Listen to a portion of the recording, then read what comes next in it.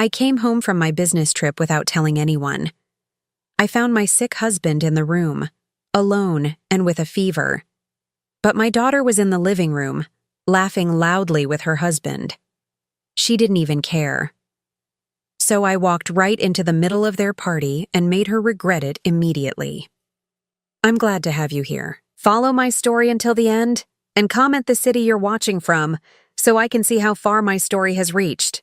The key turned harder than usual in the lock, as if the house itself was resisting my early return. I had cut my business trip to Portland short by 3 days when Quincy called Tuesday morning, his voice hoarse and weak, telling me he was running a fever and couldn't keep anything down. 64 years old, and I still felt that maternal panic every time someone I loved was sick. I'll be home by tonight, I had promised him over the crackling hotel phone connection. Just rest, honey. Take your medicine. The flight delays at Portland International had been endless. Weather, they said. Mechanical issues, they said. By the time I finally walked through our front door, it was past 9 p.m., and I was exhausted.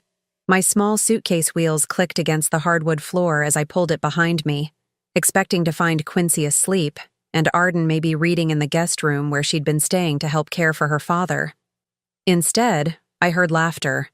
Bright, carefree laughter echoing from the living room. I froze in the entryway, my hand still gripping the suitcase handle. The sound was wrong. It was too light, too joyful for a house where someone was supposed to be sick. My stomach tightened with a familiar dread that I couldn't quite name yet. Following the sound, I moved quietly toward the living room. The hardwood creaked under my feet, but the laughter was loud enough to mask my approach. As I rounded the corner, I stopped dead in my tracks. Arden sat cross-legged on our cream-colored sofa, a wine glass in her hand, her face flushed with amusement. Beside her, her husband Marcus was gesturing wildly, mid-story, clearly entertaining her with whatever tale had them both in hysterics. Empty takeout containers littered our coffee table, along with a half-empty bottle of our good Chardonnay, the one Quincy and I had been saving for our anniversary next month. They looked like they were having the time of their lives. And then, Marcus was saying between chuckles, the guy actually tried to argue with me about the parking ticket, like I'm supposed to care that his wife was in labor. Arden threw her head back and laughed even harder. Oh my God, Marcus, you're terrible. But that's exactly why I married you. I stood there in the doorway, invisible to them, my heart hammering against my ribs.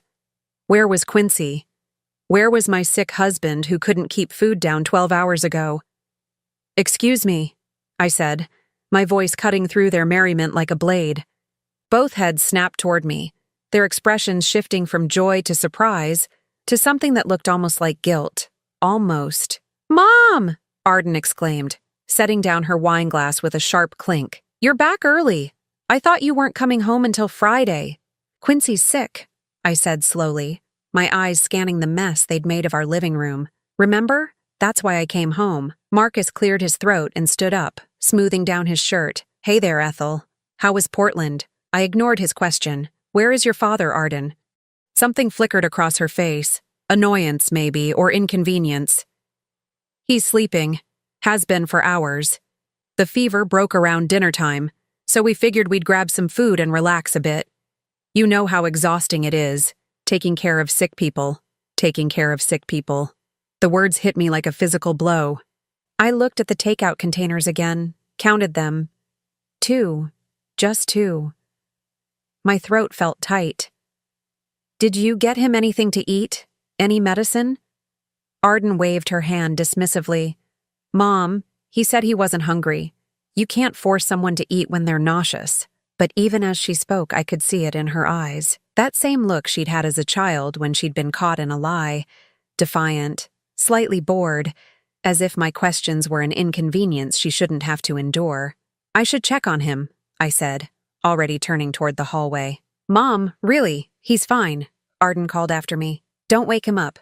He needs his rest. I didn't respond. My feet carried me down the familiar hallway to our bedroom, past family photos that suddenly felt like they belonged to strangers.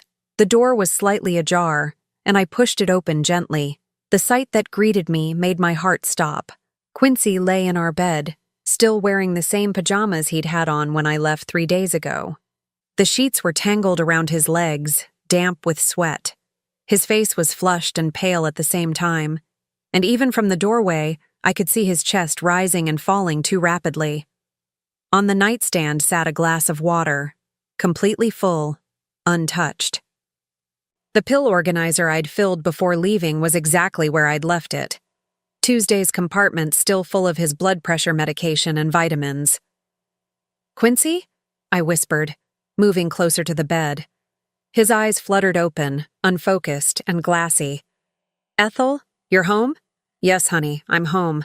I pressed my hand to his forehead, and the heat radiating from his skin made me gasp. He was burning up.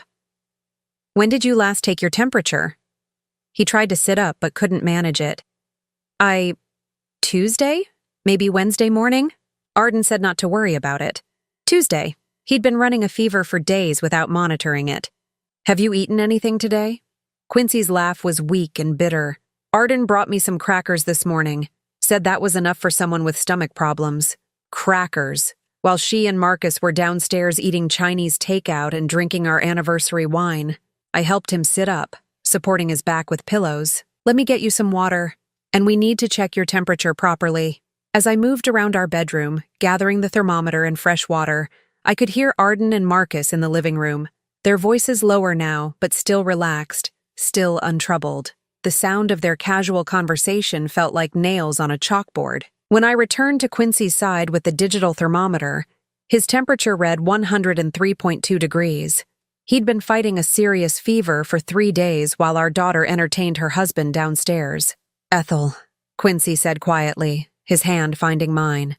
"I'm glad you're home."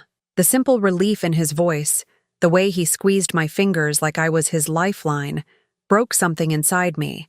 This man had raised Arden alongside me, had worked double shifts to pay for her college education, had walked her down the aisle at her wedding just 2 years ago. And she had left him alone to suffer while she enjoyed herself 20 feet away. As I helped Quincy sip water and take his overdue medication, I heard Arden's laughter again from the living room. Bright and carefree, without a trace of concern for the man who had given her everything. That sound would haunt me for the rest of my life. I spent the night in the chair beside Quincy's bed, monitoring his fever and making sure he stayed hydrated. Every hour I'd check his temperature, help him to the bathroom, encourage him to take small sips of water or weak broth. By morning, his fever had finally broken, dropping to 99.1 degrees. Arden didn't come to check on him once. Around 7 a.m., I heard her moving around in the kitchen, the coffee maker gurgling to life. The smell of brewing coffee drifted down the hallway, followed by the clink of dishes and the casual morning sounds of someone who'd had a full night's sleep. I waited until Quincy was resting comfortably before venturing out to face my daughter. I found her sitting at our kitchen table, scrolling through her phone while eating toast with jam. She was wearing one of my robes, my favorite one actually, and her hair was pulled back in a messy bun. She looked refreshed, relaxed, like someone who'd spent a pleasant evening followed by a peaceful night's sleep. She glanced up when I entered the kitchen. "Morning, Mom. How's Dad doing?" The casual tone, as if she were asking about the weather, made my jaw tighten. "His fever broke a few hours ago. No thanks to anyone else." Arden's eyebrows rose slightly. "What's that supposed to mean?" I moved to the sink, needing something to do with my hands. The dishes from her dinner with Marcus were still there, plates with dried sauce, glasses with wine residue, takeout containers that hadn't even made it to the trash. It means I found dirty dishes, empty wine bottles, and a husband who hadn't had his medication in 3 days. She sighed, the sound heavy with exaggerated patience. "Mom, I told you, Dad said he wasn't hungry, and he's perfectly capable of taking his own pills." "Is he?" I turned to face her, my voice sharper than I intended, because when I checked last night, every single pill from Tuesday and Wednesday was still in his organizer. His blood pressure medication, his vitamins, everything. Arden shifted in her chair, her phone forgotten. Well, maybe he forgot. Old people forget things sometimes. Old people. She said it like Quincy was some stranger, not the man who had taught her to ride a bike, who had sat through every single one of her high school drama performances, who had co-signed her first apartment lease when her credit wasn't good enough. He's 66, Arden, not 90, and he's been sick. When someone's running a fever of over 103 degrees, they need help remembering things. Look, Mom, she said, setting down her toast with more force than necessary. I did my best, okay? I'm not a nurse. I don't know everything about taking care of sick people. But you know how to take care of yourself, I thought. You knew how to order dinner for you and Marcus. You knew how to open our good wine. Instead, I said, You've been here since Monday, Arden. That's 3 full days. And it's been exhausting, she shot back. Do you have any idea how stressful it is being responsible for someone else? I barely got any sleep. I looked at her sitting there in my robe, her face unmarked by worry or fatigue, and felt something cold settle in my chest. You barely got any sleep? Dad was restless, kept making noise. Marcus and I could hear him from the guest room. So you heard him, but you didn't check on him? Arden's expression hardened. What was I supposed to do? He's an adult, Mom. If he needed something, he could have asked. He had a fever of over 103 degrees, Arden. People that sick don't always think clearly enough to ask for help. She waved her hand dismissively. You're being dramatic. It's just the flu or something. People get sick all the time. Just the flu. I stared at my daughter. This woman I had carried for 9 months, labored for 18 hours to bring into this world, and tried to find some trace of the compassionate child I thought I'd raised. Did you even take his temperature? Once? A pause. Too long of a pause. I touched his forehead a couple times, she said finally. When? I don't know, Mom. I wasn't keeping a chart or anything, because if you had been keeping track, you would have known that his fever was dangerous, that he was dehydrated, that he needed medical attention. Arden's phone buzzed, and she glanced at it. Marcus is wondering if we should head home today or tomorrow. The casual way she changed the subject, as if we'd been discussing weekend plans instead of her father's health, made my stomach turn. You're leaving? Well, yeah.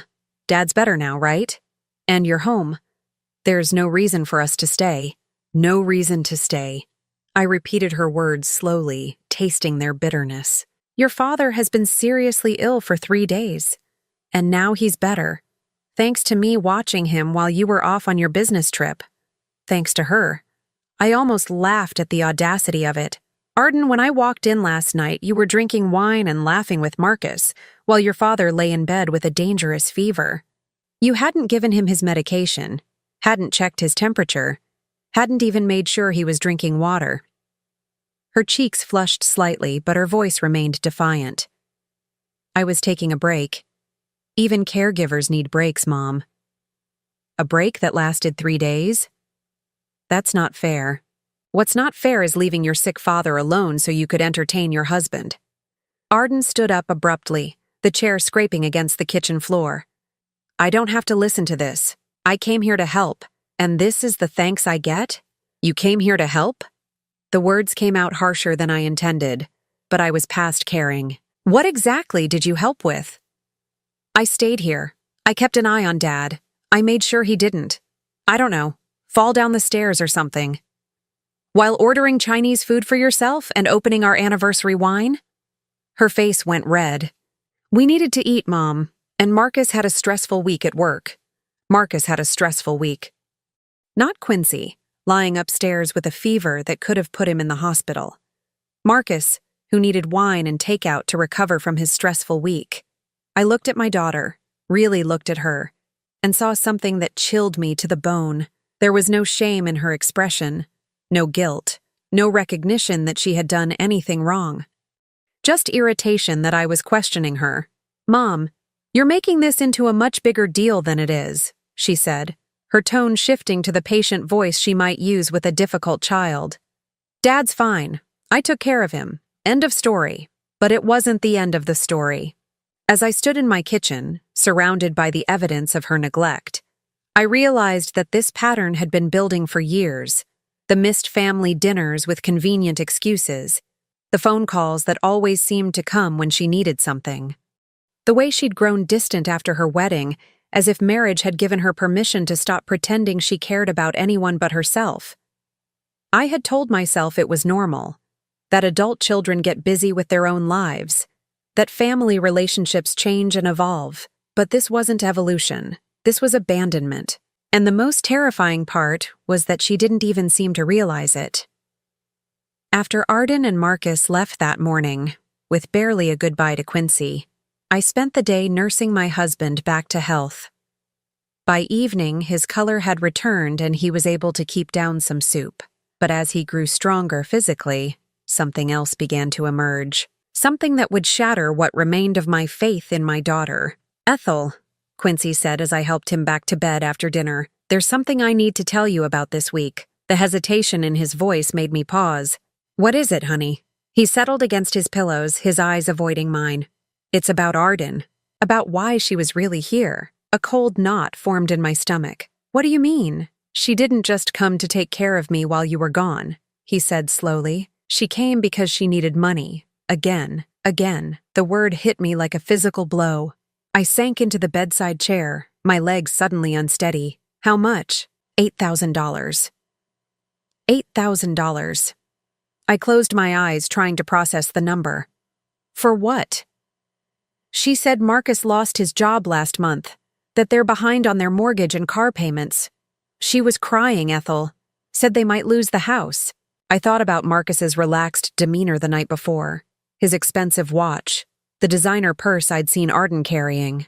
"Did you give it to her?" Quincy's silence was answer enough. "Quincy, she said she'd take care of me while you were gone, that it was the least she could do in exchange for our help. She promised she'd stay by my side, make sure I had everything I needed." The betrayal cut deep, but not just Arden's betrayal. Quincy had given our daughter $8,000 without discussing it with me first. Money we'd been saving for home repairs, for potential medical expenses, for our retirement that was rapidly approaching. When did this conversation happen? Monday morning, about an hour before you left for the airport. Monday morning. She had negotiated payment for caring for her sick father, taken our money, and then abandoned him to play house with her husband. "So she was paid to take care of you," I said, my voice flat. $8,000 to make sure you had your medicine, to monitor your fever, to keep you comfortable. I know how it sounds, but it sounds like she extorted money from her sick father and then didn't hold up her end of the bargain. Quincy flinched at my harsh tone, but I was beyond caring about diplomacy. The pieces were falling into place now, creating a picture that made me physically sick. "Did she ask for the money before or after you told her you were feeling unwell?" Another pause, another damning silence. "Before," he admitted. "She called Sunday night, crying about their situation. I told her I wasn't feeling well, that you were leaving for Portland. She offered to come stay with me." "Offered," I repeated. "Or saw an opportunity." "Ethel, please, she's our daughter." Our daughter. The phrase that had excused so much over the years. Our daughter who had maxed out her credit cards in college and needed us to pay them off. Our daughter who had needed help with her wedding expenses because she'd insisted on a venue they couldn't afford. Our daughter who had borrowed money for various emergencies that never seemed to have clear explanations. "How many times has she asked for money in the past year?" I asked. Quincy shifted uncomfortably. "It doesn't matter." "It does matter. How many times?" "I don't keep track." "Then let me help you remember. There was the car repair in March, $1,500. The medical bill from her emergency room visit in June, $2,200. The credit card payment in August, $3,500. And now this." His face had gone pale. "You've been keeping track." "Someone has to. That's $14,000, Quincy. $14,000 in 8 months. She's struggling. They're young. They're trying to build a life together. She's 32 years old? Marcus is 35. At what point do we stop calling them young and start calling them irresponsible?" But even as I said it, I knew the real issue wasn't their age or their financial struggles. It was the pattern. The way Arden had learned to weaponize our love for her, to turn our parental instincts into an ATM machine. Did she mention anything about looking for work? About Marcus finding a new job? Any kind of plan to improve their situation? Quincy was quiet for a long moment. She said they were working on it. Working on it how? She didn't give specifics. Of course she didn't, because there was no plan. There never was a plan. There was only the expectation that Mom and Dad would continue to solve every problem, fund every crisis, enable every poor decision. And in exchange for this $8,000, I continued, my voice growing colder, she promised to take care of you while you were sick. She tried, Ethel. She brought me crackers. She brought you crackers once, while she and Marcus ate Chinese takeout downstairs. She didn't give you your medication. She didn't monitor your fever. She didn't make sure you were drinking fluids. Maybe she didn't know. She knew, Quincy. She's not stupid. She's selfish. The word hung in the air between us. Harsh and undeniable. Quincy looked like I'd slapped him, but I couldn't take it back. Wouldn't take it back. You could have ended up in the hospital, I continued. A fever that high for that long, in a man your age? You could have had complications. You could have... I couldn't finish the sentence. The thought of losing Quincy because our daughter was too busy enjoying herself to provide the care she'd been paid to give was unbearable. She's always been a little self-centered, Quincy said quietly, as if he were admitting a state secret. But I thought when it really mattered, when I really needed her. His voice trailed off, but I understood. He thought that in a genuine emergency, blood would prove thicker than selfishness. That facing her father's illness would awaken some dormant sense of compassion or duty. Instead, she had seen it as an inconvenience to be managed while she lived it up in our house. There's something else, Quincy said, his voice barely above a whisper. My heart clenched. What else?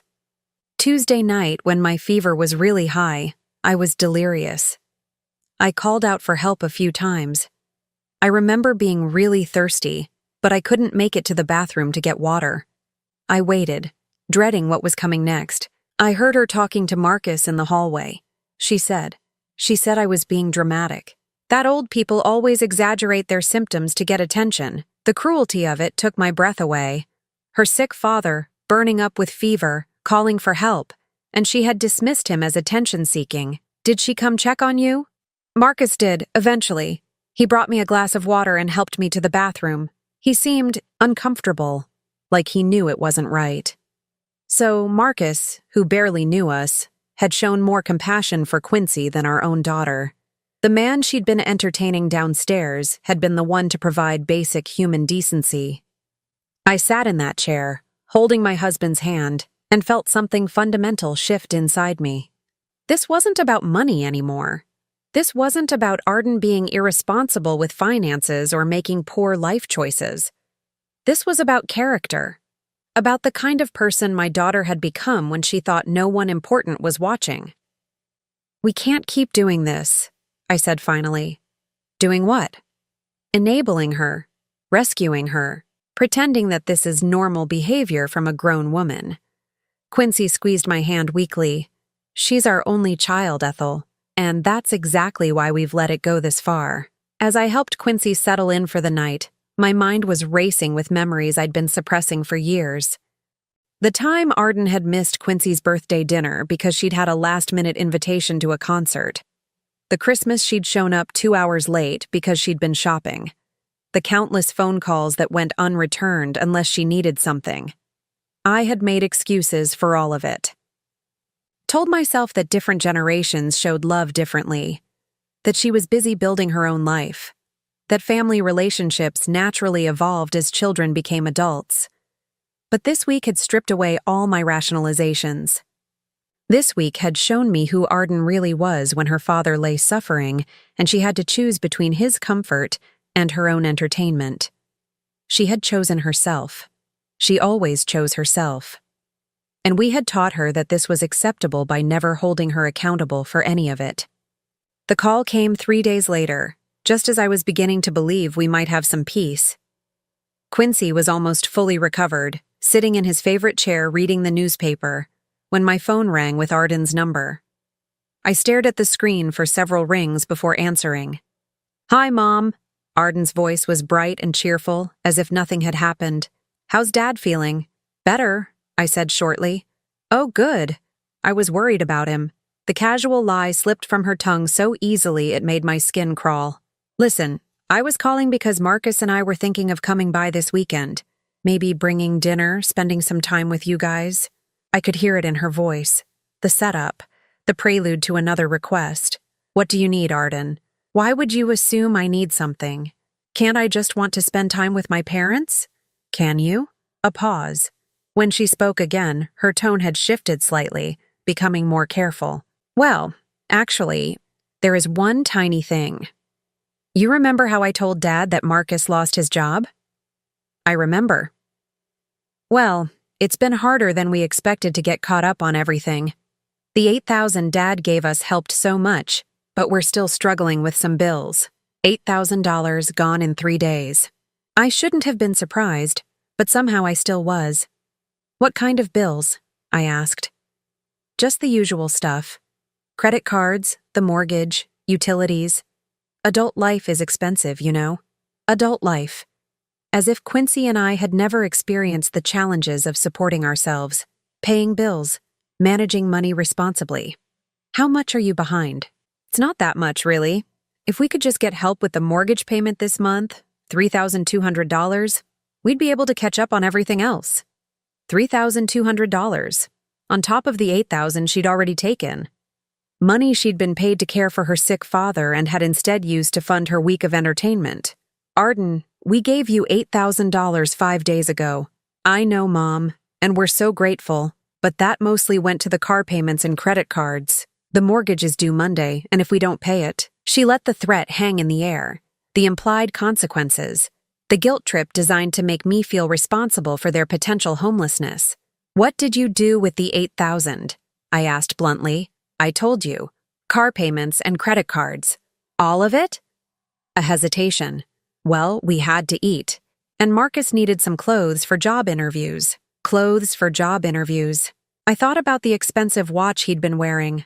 The designer labels I'd glimpsed in their overnight bags. How much did interview clothes cost exactly? Mom?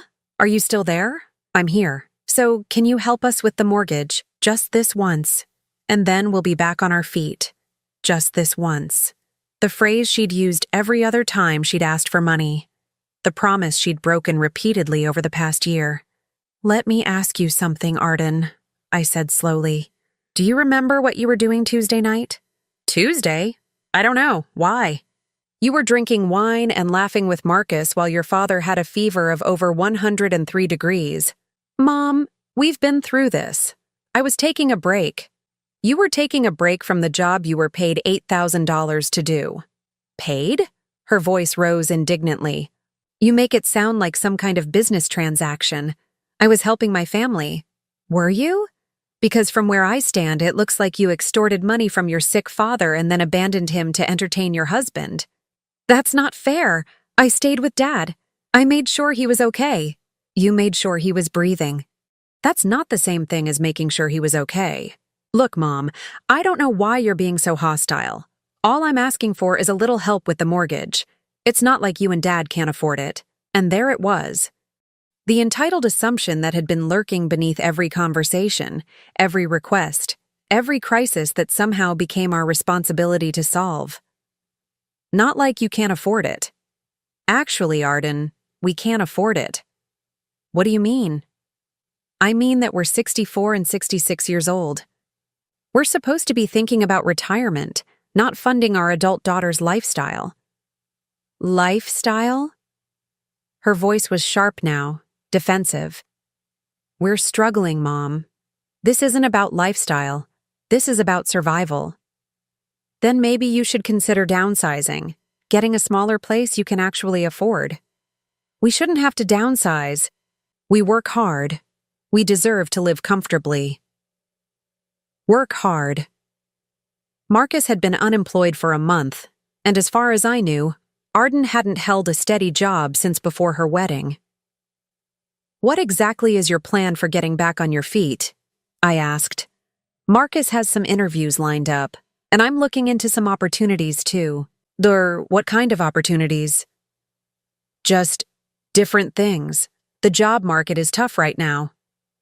Different things. No specifics, No timeline, no actual plan beyond continuing to rely on us as their personal bank account. Arden, your father and I have given you over $14,000 this year. We can't keep doing this. 14,000? She sounded genuinely shocked, as if she'd never added up the numbers herself. That can't be right. It's exactly right. And that doesn't include the money we've spent on gifts, dinners out, gas money for your visits. We've been subsidizing your life for years. Subsidizing? Mom, families help each other. That's what families do. Help goes both ways, Arden. When was the last time you helped us with anything? Silence. When was the last time you offered to help with yard work, or cooking, or any of the things that are getting harder for us as we get older? More silence. When was the last time you called just to check on us, without needing something? That's not. I call. You call when you need money. You visit when you need money. And apparently you'll even agree to care for your sick father if you need money badly enough. That's not true. Isn't it? Because that's exactly what happened this week. You took $8,000 in exchange for caring for Dad, and then you left him alone to suffer while you enjoyed yourself. I did my best. No, you didn't. Your best would have meant checking on him regularly, making sure he took his medicine, monitoring his fever, bringing him food and water and comfort. Instead, you did the absolute minimum required to justify taking our money. You're being incredibly unfair, Mom. Am I? Let me tell you what's unfair, Arden. What's unfair is working your whole life to build a nest egg for retirement, only to watch it drain away funding your adult daughter's poor choices. What's unfair is coming home to find your sick husband neglected while your daughter parties in your living room. What's unfair is being treated like an ATM by the person who's supposed to love you most. I do love you. No, you love what we can do for you. There's a difference. I could hear her breathing heavily on the other end of the line, could practically feel her scrambling for the right words to manipulate me back into compliance. Mom, please, we really are desperate here. If we don't make this mortgage payment, then you'll face the consequences of your financial decisions. Like adults do. You can't be serious. I've never been more serious about anything in my life. What am I supposed to tell Marcus? What are we supposed to do? You're supposed to figure it out, together, without relying on your aging parents to solve every problem you create. This is ridiculous. You're acting like we're asking for millions of dollars. It's $3,000, Mom. That's nothing to you. $3,000 was nothing to us. The casual dismissal of money that represented weeks of Quincy's work, months of careful budgeting, years of sacrifice and saving. Goodbye, Arden. Mom, wait. I hung up. Quincy looked up from his newspaper, his expression troubled. That was Arden? She wanted $3,000 more dollars. He sighed heavily, suddenly looking every one of his 66 years. What did you tell her? I told her no. For a moment we sat in silence. Then Quincy folded his newspaper and set it aside. She's going to be angry, he said quietly. Good. Maybe anger will motivate her to actually solve her own problems for once. She might not speak to us for a while. I looked at my husband, this good man who had spent decades enabling our daughter's selfishness out of misplaced love and misguided loyalty. Quincy, I said gently. When she does speak to us, it's only to ask for money. When she visits us, it's only when she needs something. When she promises to care for you, she takes our money and abandons you. What exactly are we losing if she stops speaking to us? He didn't answer, but I could see the truth settling over him like a heavy blanket. We weren't losing a daughter. We'd lost her years ago, so gradually that we'd barely noticed. What we were losing now was the illusion that she cared about us as anything more than a source of financial support. And maybe, just maybe, losing that illusion was the first step toward saving ourselves. The silence lasted exactly 6 days. On the 7th day, after I'd refused to give Arden the mortgage money, my phone exploded with messages. Not from Arden directly. That would have been too straightforward. Instead, I received a barrage of texts and calls from relatives I hadn't heard from in months, all suddenly concerned about our family dynamics. My sister Janet called first. Ethel, I just got off the phone with Arden. She's beside herself. She says you and Quincy have cut her off financially and she might lose her house. That's not exactly accurate, I said calmly, settling into my kitchen chair with a cup of coffee. She says you refused to help with one mortgage payment. One payment, Ethel. How could you let your own daughter become homeless? I took a slow sip of coffee, gathering my patience. Janet, in the past 8 months, we've given Arden over $14,000. The $8,000 we gave her last week was supposed to be in exchange for her caring for Quincy while he was sick. And did she? She left him alone with a dangerous fever while she and Marcus drank our anniversary wine and ordered takeout for themselves. Silence on the other end of the line. She's desperate, Ethel. People make mistakes when they're desperate. This wasn't a mistake. This was a choice. She chose to take our money and neglect her responsibilities. But surely one more payment would be followed by another request next month, and another the month after that. Janet, at what point does helping become enabling? My sister didn't have an answer for that. The calls continued throughout the day. Arden's cousin Michelle, concerned about our lack of compassion. Our neighbor, Mrs. Patterson, who somehow knew about our family troubles. Even Quincy's brother Robert called from Florida, wondering if we were being too hard on Arden during her time of need. Each conversation followed the same pattern. Arden had painted herself as the victim of cruel, unsympathetic parents who had abandoned her in her hour of desperation. She'd shared carefully selected details: the job loss, the mortgage crisis, our refusal to help, while conveniently omitting the $8,000 we'd already provided and her complete failure to honor her agreement. By the third day of calls, I'd had enough. Quincy, I said that evening as we sat down to dinner, we need to make some changes. He looked up from his plate, concern creasing his features. What kind of changes? The kind that will prevent this from happening again. I'd been thinking about it for days, weighing options and consequences. The phone campaign had made one thing crystal clear. Arden wasn't going to accept our boundaries gracefully. She was going to fight them with every manipulation tactic in her arsenal, including turning our extended family against us. I want to change the locks, I said.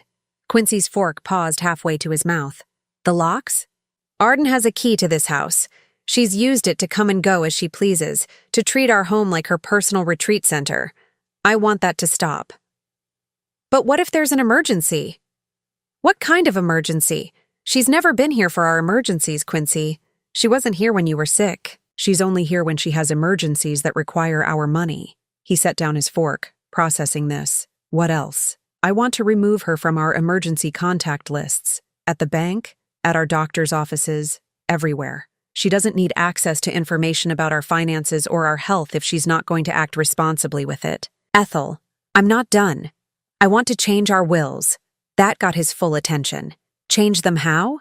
Right now, everything goes to Arden when we die. The house, our savings, our life insurance. Everything we've worked for our entire lives goes to someone who sees us as nothing more than a funding source. Quincy was quiet for a long moment.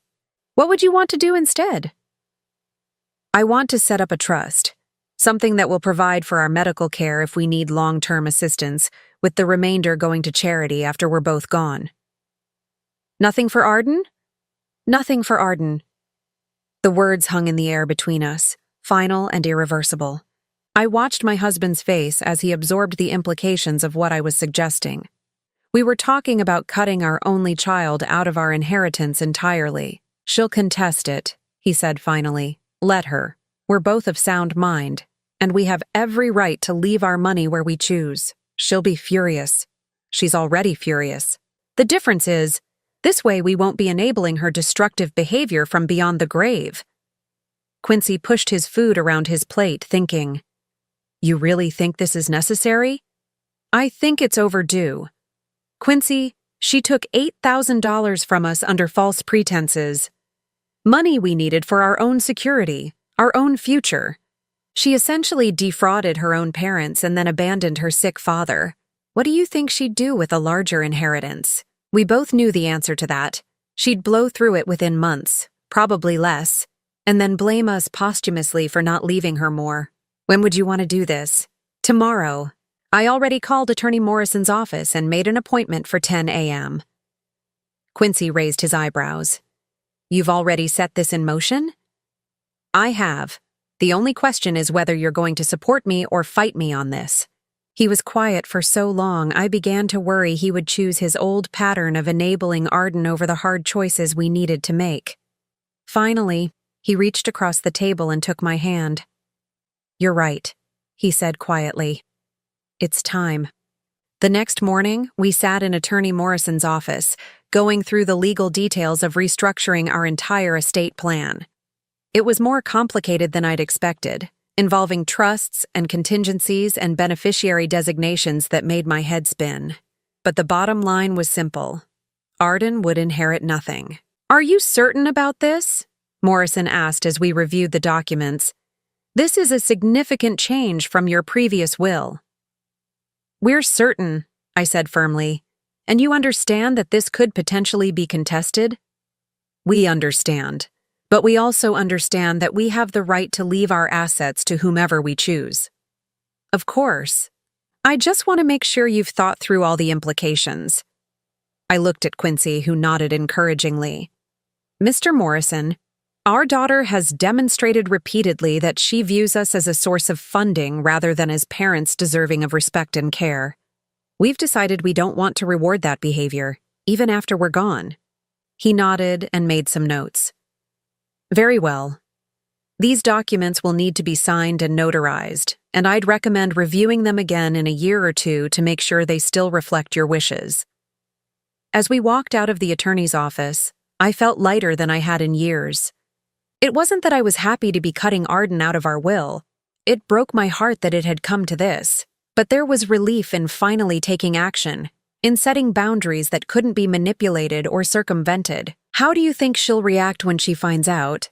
Quincy asked as we drove home. With rage, probably. Maybe she'll threaten to never speak to us again. And if she does? I thought about that for a moment. Then we'll finally have the peace we've been missing for so many years. The locksmith came that afternoon. As I watched him remove Arden's key from our front door and install new deadbolts, I felt like I was reclaiming my own home. For too long, Arden had treated our house as an extension of her own space, coming and going without permission, helping herself to our food and wine, using our guest room whenever it suited her needs. Now it was our sanctuary again. That evening, as we sat in our living room without the constant worry of unexpected visitors or demands for money, Quincy looked more relaxed than I'd seen him in months. I keep waiting for the phone to ring, he admitted. It probably will. But we don't have to answer it. When do you think we should tell her about the will? We don't. If she asks directly, we can tell her we've made changes. But I see no reason to volunteer information that will only be used to manipulate us. She might find out anyway. Then she'll find out, but it won't change anything. As if summoned by our conversation, my phone buzzed with a text message from Arden. I glanced at it, then showed it to Quincy. I hope you're happy. We lost the house. Marcus and I are moving into his parents' basement. Thanks for nothing. Quincy winced. She lost the house. She chose to lose the house, I corrected. She had $8,000 to put toward the mortgage. She chose to spend it on other things. Still, it's hard to read. It was hard. Despite everything, despite her selfishness and manipulation and cruelty, she was still our daughter. But I'd finally learned the difference between love and enablement. I deleted the message without responding. Some lessons I was beginning to understand could only be learned the hard way, and some boundaries, once set, had to be maintained regardless of the emotional cost. Chapter 6. The Deserved Liberation.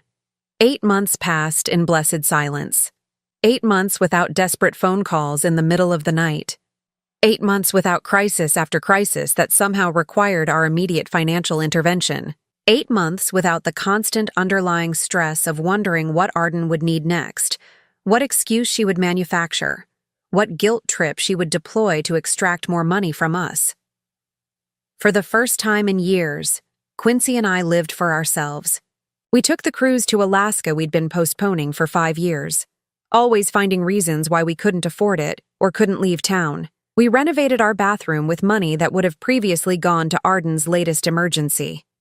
I joined a book club at the library, something I'd never had time for when my evenings were spent fielding calls from our demanding daughter.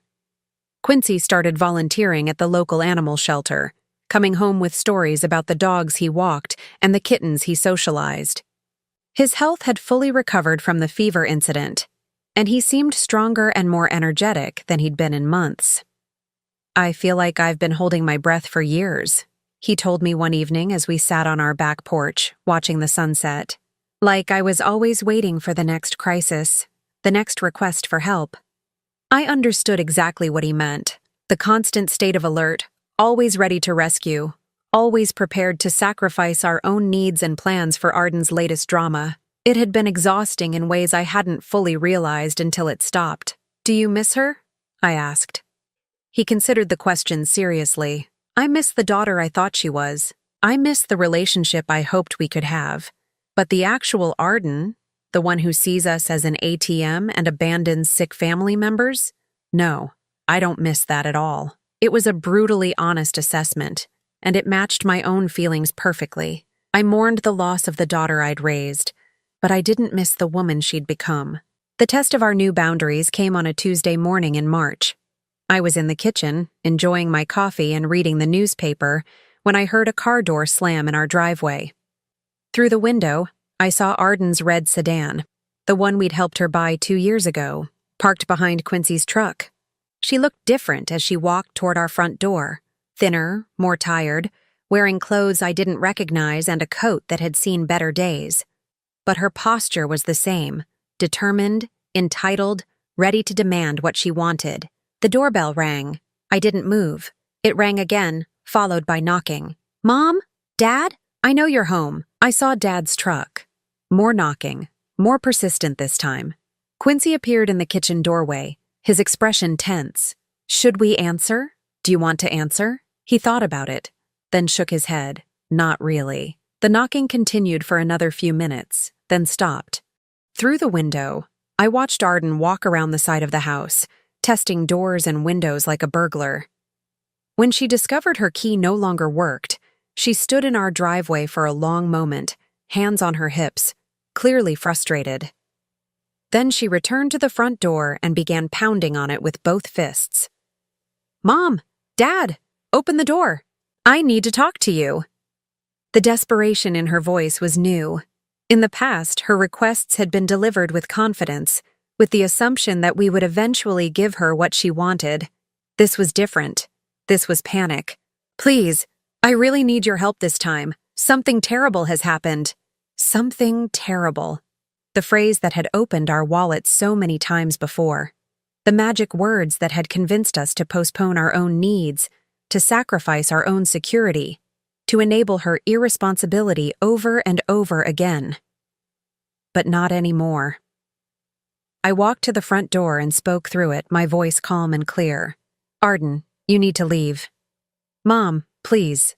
Just let me explain. Marcus is in the hospital. He had an accident at work and—" "I'm sorry to hear that, but you still need to leave. I can't handle this alone. The medical bills are going to be enormous, and we don't have insurance, and I don't know what to do." Don't have insurance. Despite Marcus being employed for months now, something we'd learned through mutual acquaintances who'd seen him around town working construction. They'd chosen not to purchase health insurance, another adult decision with adult consequences. "Arden, you made it very clear that you don't need us in your life unless we're providing money. We've chosen to respect that preference." "That's not true. I love you and Dad. I've just been struggling and—" "You've been struggling for 32 years. At some point, struggling becomes a choice." "Mom, please, I'm begging you. I have nowhere else to turn." Begging. The word that would have broken my heart 8 months ago. Now it just made me sad. Not for her situation, but for the fact that it had taken desperation to bring her to our door. "You have 2 options," I said through the door. "You can leave now voluntarily, or I can call the police and have you removed for trespassing." Silence. Then quieter. "You would really call the police on your own daughter?" "I would call the police on anyone who refused to leave my property after being asked." I heard her intake of breath, sharp and shocked. She'd never considered that we might actually enforce boundaries, that our threats might be real rather than empty. "Fine," she said finally, her voice thick with tears that might or might not have been genuine. "Fine, but don't expect me to come crawling back when you need help someday." The threat was familiar, the suggestion that someday the tables would turn, that we would need her more than she needed us. It had worked for years, playing on our fears of aging, of illness, of being abandoned in our time of need.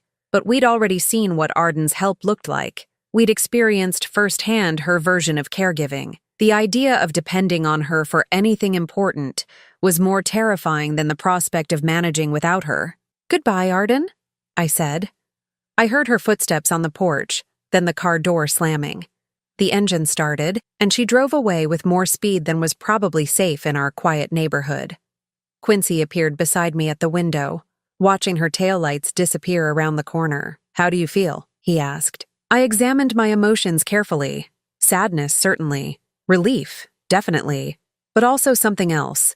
Something I hadn't expected. "Free," I said. "For the first time in years, I feel completely free." That evening, we learned through the neighborhood grapevine that Marcus's accident had been minor, a twisted ankle from stepping in a hole on a construction site. He'd been treated and released from the emergency room the same day. The crisis that had brought Arden to our door in desperation was little more than an inconvenience that would result in a small medical bill. But she'd been willing to use even that minor situation to attempt emotional manipulation, to try to guilt us back into our old patterns of rescue and enablement. "She'll try again," Quincy predicted as we got ready for bed. "Probably, but it gets easier each time." He nodded, understanding what I meant. Each boundary we maintained made the next one easier to enforce.